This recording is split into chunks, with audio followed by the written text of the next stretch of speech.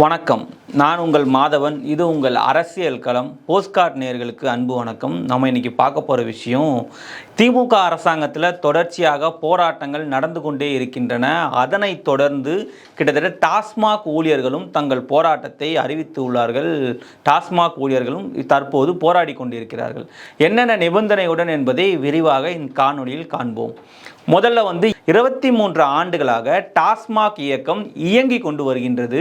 இதில் பார்த்தீங்கன்னா 2003ஆம் ஆண்டு தொடங்கப்பட்டது தான் இந்த டாஸ்மாக். இந்த டாஸ்மாக் தொடங்கும் போது 36,000 பணியாளர்கள் மற்றும் 3,000 கோடி வருமானம், அதாவது லாபம் இருந்தது.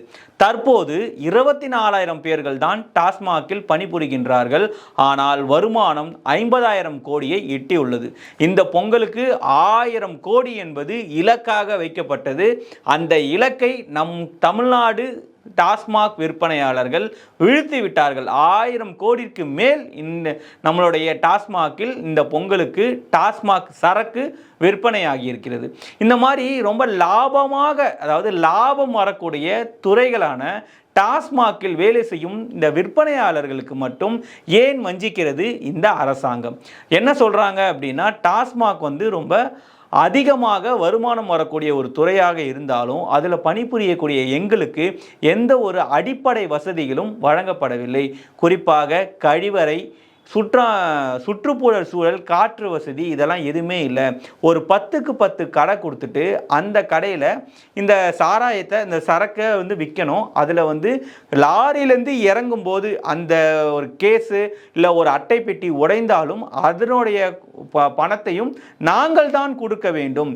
எங்களுக்கு முறையான வருமானம் இல்லை, சம்பளம் உயர்த்தப்படவில்லை. எங்களுடைய வருமானம் மாதம் 11,000 ரூபாய். கிட்டத்தட்ட 11,000 சம்பளத்தை வச்சு இன்னைக்கு ஒரு குடும்பத்தை நடத்த முடியுமானா நிச்சயமாக நடத்த முடியாது. அப்போது எப்படி டாஸ்மாக் ஊழியர்களுக்கு இந்த அரசாங்கம் வெறும் மாதம் 11,000 ரூபாய் சம்பளமாக வழங்கப்படுகின்றது அப்படின்னு கேட்டால், நீங்கள் பாட்டிலுக்கு மேலே 10 ரூபா வச்சு விற்றுக்கங்க, அதில் நீங்கள் வருமானம் பார்த்துக்கங்கன்னு சொல்லி இந்த அரசாங்கம் தான் இந்த டாஸ்மாகில் வேலை செய்யும் விற்பனையாளர்களை ஊழல்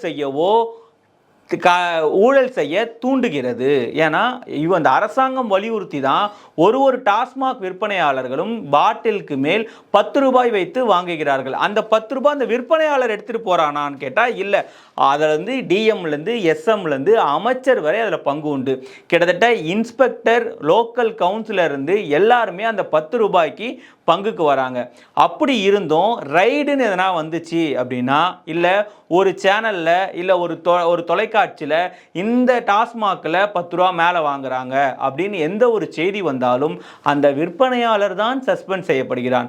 ஆனால் அந்த விற்பனையாளருக்கு பின் இருக்கக்கூடிய எஸ்எம்ஓ, டிஎம்ஓ, அமைச்சர்களோ, ஆட்சியாளர்களோ, ஏன் அந்த லோக்கல் கவுன்சிலரோ, இந்த காவல்துறையினரோ யாருமே தங்கள் பணியிலிருந்து டிஸ்மிஸோ சஸ்பெண்டோ செய்யப்படுவதில்லை.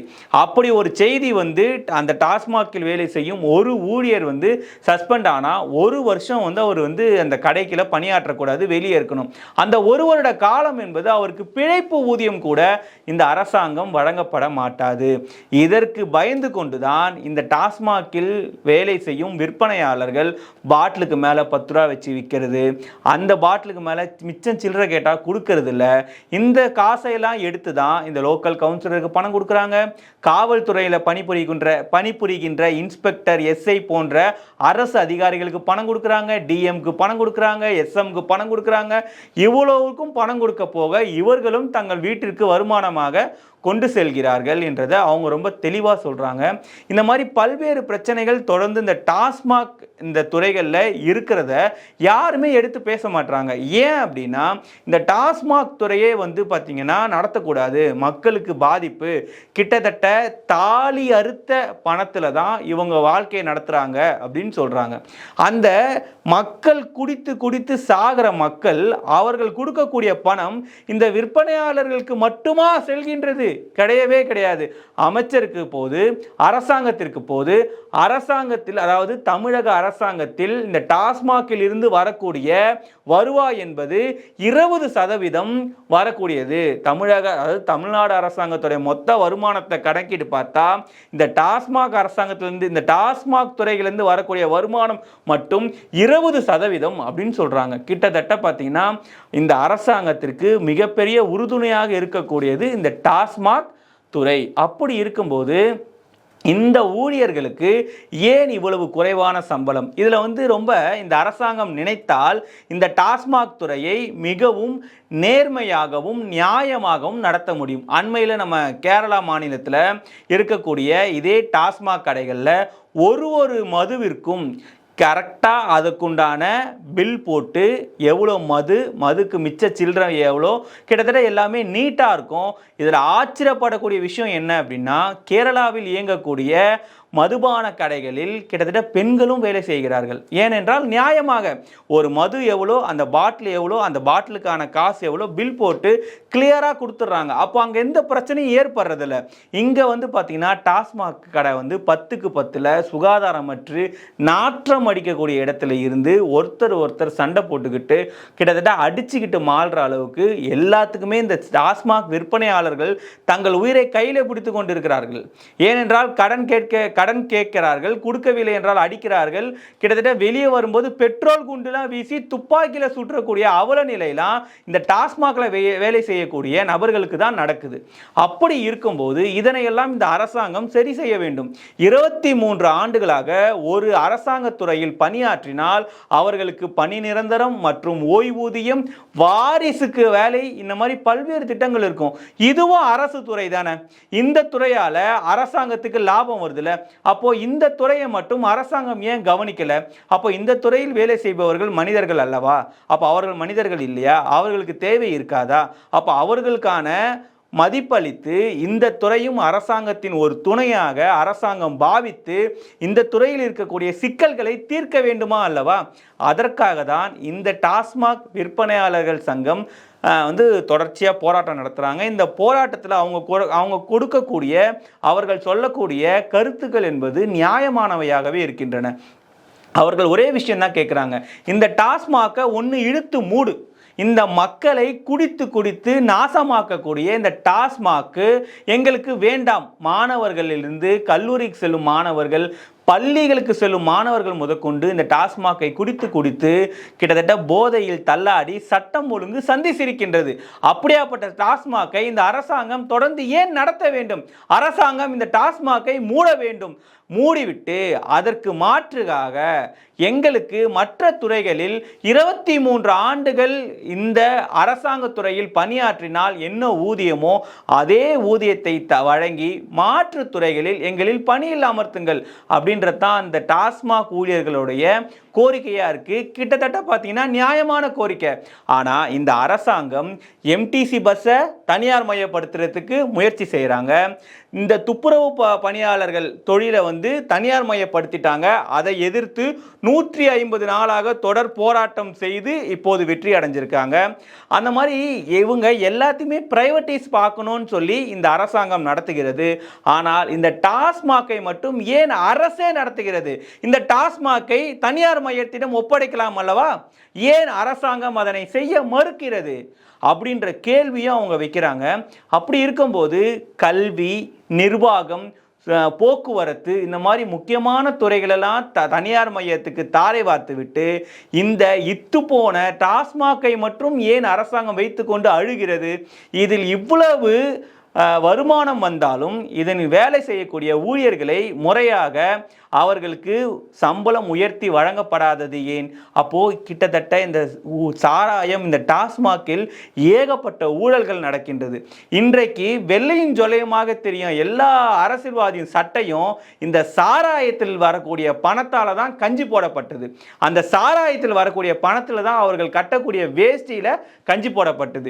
இந்த மாதிரி சாராயம் நாற்றம் அடிக்கக்கூடிய இந்த சாராயத்தை வைத்து பிழப்பு நடத்தி இந்த சாராயத்தை விற்று மக்களை போதையில் ஈடுபடுத்தி சட்டம் ஒழுங்கை சந்திசிரிக்க வைத்துவிட்டு அதில் வரக்கூடிய பணத்தை வைத்துதான் இன்றைக்கு இருக்கக்கூடிய அரசியல்வாதிகள் வெள்ளையும் சொல்லையுமா தெரிகிறான். ஒருத்தங்கூட இந்த சாராயம் வித்த காசு இல்லாம உழைச்சி சம்பாரிச்ச காசுல வெளின்னு சொல்லியுமா திரியிறான். அப்படி அந்த சாராயம் வித்த பணத்துல இந்த சாராயம் விற்பனையாளர்களுக்கு கிட்டத்தட்ட அவர்களையும் ஒரு மனிதனாக மதித்து ஒரு கௌரவமான வருமானம் உயர்த்தி கொடுத்து அவங்களுக்கு ப்ரமோஷன் கொடுத்து இந்த துறையும் மற்ற அரசு துறை போலவே சீராக இயங்க இந்த அரசாங்கம் செவிசாய்க்க வேண்டும் என்பதே அவர்களுடைய கோரிக்கை. ஏனென்றால் ஏன்னா இங்கே வரவும் போகிறவங்களாம் பணம் வாங்கிட்டு போகிறான். இந்த பணம் ஏன் வரவும் போகிறவங்களாம் வாங்குறான் அப்படின்னா இதை முறைப்படுத்தலை. இந்த அரசாங்கம் சரியான முறையில் இந்த டாஸ்மாகை இயங்க அவர்கள் அனுமதிக்கவில்லை. கிட்டத்தட்ட பார்த்தீங்கன்னா கழிவறைக்கு பக்கத்தில் இருக்கக்கூடிய கடைகள், கழிவறை மாதிரியே இருக்கக்கூடிய 10க்கு 10 கடைகள், இந்த மாதிரி கடைகள் எல்லாம் மூடிவிட்டு 5 கிலோமீட்டருக்கு ஒரு கடை என்றாலும் கடைக்கு ஏற்ற அனைத்து சூழல்களையும் பாவித்து அனைத்து சூழல்களும் இடம்பெறக்கூடிய ஒரு சுத்தமான ஒரு சுகாதாரமான கடையை இந்த அரசாங்கம் வைத்து கொடுக்க வேண்டும். தெருவுக்கு தெரு இந்த டாஸ்மாகை திறந்து சுகாதாரமற்ற நிலையில் இருக்கும் இந்த டாஸ்மாகை 5 கிலோமீட்டருக்கு ஒரு கடை என்று திறந்தாலும் கடையில் இருக்கக்கூடிய அனைத்து விதமான அந்த கடையில் வேலை செய்யக்கூடிய விற்பனையாளர்கள் கழிவறை வசதி உட்பட அனைத்து சுற்றுப்புற சூழல் காற்று வசதி உட்பட ஒரு கடையை திறந்து அவர்களுக்கு தருமாறு கிட்டத்தட்ட அவங்க கோரிக்கை வைக்கிறாங்க. இந்த கோரிக்கையெல்லாம் வரவேற்கக்கூடியது. மக்கள் நலனுக்காக இதையெல்லாம் நாம் அரசாங்கத்தின் அழுத்தத்தை கொடுக்கக்கூடிய கோரிக்கைகள். ஆனால் அரசாங்கம் இதற்கெல்லாம் செவிசாய்க்கவே இல்லை. ஏனென்றால் அரசாங்கம் இந்த பணத்தை வாங்கி கொண்டு இந்த டாஸ்மாக் ஊழியர்களை கொத்தடிமைகளாக வைத்திருக்கிறது. இவர்களுக்காக யாரும் கேள்வி கேட்க மாட்டார்கள். மீறி கேள்வி கேட்டால் இந்த மூடக்கூடிய டாஸ்மாக் துறையை இவர்கள் பணி நிரந்தரம் செய்துவிட்டால் எப்படி மூடுவார்கள்? இவங்க மூடணும்னு சொல்லியே கிட்டத்தட்ட 10 ஆண்டுகள்லேருந்து 15 ஆண்டுகள் ஆகிவிட்டது. ஏன் இன்னும் மூடாமல் இருக்காங்க? யார் எந்த கட்சி ஆட்சிக்கு வந்தாலும் டாஸ்மாக் கடைகள் மூடப்படும், படிப்படியாக மூடப்படும். எந்த ஆட்சியில் எப்போன்னு யாருன்னா சொல்லுவாங்களா? ஒருத்தர் கூட தன் தேர்தல் வாக்குறுதியில் டாஸ்மாக் கடைகள் மூடப்படும் சொல்லி எந்த கட்சி ஆட்சிக்கு டாஸ்மாகை மூடினாங்க? இதை குறிப்பாக சொல்லணும்னா இளம் விதவைகள் அதிகமாக இருக்கக்கூடிய மாநிலம் தமிழ்நாடுன்னு பேசிய திமுக எம்பி கனிமொழி அவர்கள் நாங்கள் ஆட்சிக்கு வந்தவுடன் பூரண மதுவிலக்குன்னு சொன்னாங்களா இல்லையா? இன்னைக்கு கேட்டால் என்ன சொல்கிறாங்க? அது நாங்கள் 2016 தேர்தல் அறிக்கையில் சொன்னது. நீங்கள் அப்போ எங்களை ஜெயிக்க வச்சிங்களா? 2021 தேர்தல் அறிக்கையில் நாங்கள் பூரண மதுவிலக்கு சொல்லவே இல்லையேன்னு சாதுரியமாக பேசி பிரச்சனையை திசை திருப்புறாங்களே தவிர இதற்கான ஆக்கப்பூர்வமான பதிலை திமுக எம்பி கனிமொழி அவர்கள் கூறுவார்களா? ஏனென்றால் காசு கனிமொழி எம்பி அவர்களே இங்கே மது ஆலையை வைத்திருக்கிறதா அவங்க மேலே ஒரு குற்றச்சாட்டு இருக்குது. அது இல்லைன்னு அவங்களால சொல்ல முடியுமா? TR ராஜா அவர்கள் திமுகவுடைய பொருளாளராக இருக்கக்கூடிய TR ராஜா அவர்களும் ஒரு மது ஆலை மது ஆலை வைத்திருக்கிறார்கள் என்ற புகார்கள் இருக்கு. மது ஆலைகள் வைத்திருக்கிறார்கள், மது கடைகள் அல்ல, மது ஆலைகள். அது அந்த மாதிரி இங்க சில அரசியல்வாதிகளே மது ஆலைகள் நடத்துறதுனால தரமற்ற மது விற்பனைக்கு வருகின்றது. அதனை குடித்து தமிழ்நாடு இளைஞர்கள் மற்றும் தமிழ்நாட்டை சேர்ந்த குடிமகன்கள் நாசமாக போகிறார்கள். ஒன்று, இந்த டாஸ்மாக் விற்பனையாளர் சங்கம் வைக்கக்கூடிய கோரிக்கை டாஸ்மாகை இழுத்து மூடுங்கள் அல்லது டாஸ்மாகை நெறிப்படுத்துங்கள், எங்களை மாற்றுத்துறையில் பணியமர்த்துங்கள் என்ற 3 கோரிக்கைகளை வலியுறுத்தி அவர்கள் போராட்டம் நடத்தி கொண்டு வருகிறார்கள். அதில் முக்கியமாக எங்களுக்கு ESI திட்டம் வேண்டும் என்று கேட்குறாங்க. இந்த ESI திட்டம் என்றது ரொம்ப முக்கியம். ஏன்னா எல்லா அரசு துறையிலும் வேலை செய்வங்களுக்கு ESI ஹாஸ்பிட்டலில் மருத்துவம் பார்க்கலாம். அந்த மாதிரி எங்களுக்கும் ESI திட்டம் வேண்டும் சொல்லி கேட்குறாங்க. அவங்களும் அரசு துறையில் பணியாற்றக்கூடியவர்களே. அரசாங்கத்தில் டாஸ்மாக் மதுவிலக்கு துறையும் ஒரு துறையே. அதனால் அந்த கோரிக்கையும் இந்த அரசாங்கம் பரிசீலிக்க வேண்டும், செவிசாய்க்க வேண்டும். இதனை அடுத்து அரசாங்கம் இந்த கோரிக்கைகள் எல்லாம் செவிசாய்க்கவில்லை என்றால் இந்த மாதம் 27ஆம் தேதி முழு கடையடைப்பு நடத்தி கிட்டத்தட்ட ஒரு 10 நாட்கள் முழு கடையடைப்பை நடத்த போவதாக இந்த தமிழ்நாடு டாஸ்மாக் சங்க விற்பனையாளர் சங்கம் அறிவித்திருக்கிறது. எங்கள் போராட்டம் அறவழியில் தொடர்ந்து செயல்பட்டு கொண்டே இருக்கும். இன்று களத்தில் 4வது நாளாக போராடி கொண்டிருக்கும் தமிழ்நாடு டாஸ்மாக் விற்பனையாளர் சங்க இயக்குநர்களையும் சங்க நிர்வாகிகளையும் இந்த காவல்துறை அராஜகமாக கைது செய்திருக்கிறது. 4 நாட்கள் மட்டுமல்ல 10 நாட்கள் நாட்கள் ஆனாலும் 15 நாட்கள் ஆனாலும் தொடர்ச்சியாக எங்கள் போராட்டம் அறவழியில் செயல்படும். எங்களை கூப்பிட்டு இந்த மதுவிலக்குத்துறை அமைச்சராகிய திமுகவை சேர்ந்த மதுவிலக்குத்துறை அமைச்சராகிய நபர் எங்களை கூப்பிட்டு பேசி எங்களுடைய கோரிக்கையை செவிசாய்க்காமல் இனி வரும் தேர்தல், அடுத்த தேர்தலில் தேர்தல் வாக்குறுதியில் எங்களுடைய பணிகளை நிரந்தரம் செய்ய வேண்டும். ஏற்கனவே 2021 சட்டமன்ற தேர்தலில் இவர்கள் கொடுத்த தேர்தல் வாக்குறுதியின்படி தேர்தல் வாக்குறுதி எண் 153 படி 10 ஆண்டுகள் ஒரு அரசாங்க துறையில் பணியாற்றினால் அவர்களுக்கு பணி நிரந்தரம் செய்யப்படும். இன்னும் திமுக அரசாங்கம் தான் தேர்தல் வாக்குறுதி கொடுத்துருக்காங்க. நாங்கள் 23 ஆண்டுகளாக இந்த டாஸ்மாக் விற்பனையாளர்களாக இருக்கிறோம், எங்களுக்கு ஏன் பணி நிரந்தரம் செய்யலை? அப்போ எங்களுக்கு அந்த தேர்தல் வாக்குறுதி 153 பொருந்தாதா அப்படின்னு பல்வேறு கேள்விகளை அடுக்கிக்கிட்டே வராங்க. இதற்கெல்லாம் அரசாங்கம் செவிசாய்க்க வேண்டும். அரசாங்கம் நிச்சயமாக பதில் சொல்லும் அப்படின்ற ஒரு நம்பிக்கையோட இந்த காணொலியை நிறைவு செய்கிறேன். இந்த டாஸ்மாக் சங்க நிர்வாகிகள் போராட்டம் என்பது அவர்கள் போராட்டம் மட்டுமல்ல, தமிழ்நாட்டு நலனுக்காக உள்ள போராட்டம், தமிழ்நாட்டு மக்களுக்காக போராட்டம். மீண்டும் அவர்கள் போராட்டத்திற்கு நாம் ஆதரவு அளிப்போம். அரசாங்கம் மக்களை ஏமாற்றி பிழைக்கக்கூடிய அனைத்து விதமான செயல்களுக்கும் நம்மளது கண்டனத்தை முதலாளாக பதிவு செய்ய வேண்டும் என்ற கோரிக்கையுடன் இந்த காணொளியை நிறைவு செய்ய விரும்புகிறேன். நன்றி, வணக்கம்.